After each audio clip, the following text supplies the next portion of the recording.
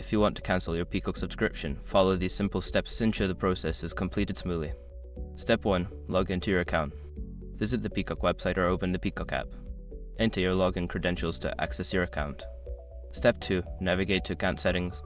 Once logged in, locate your account settings.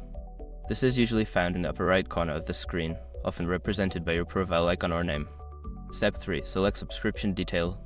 In the account settings menu, look for the section labeled subscription or billing.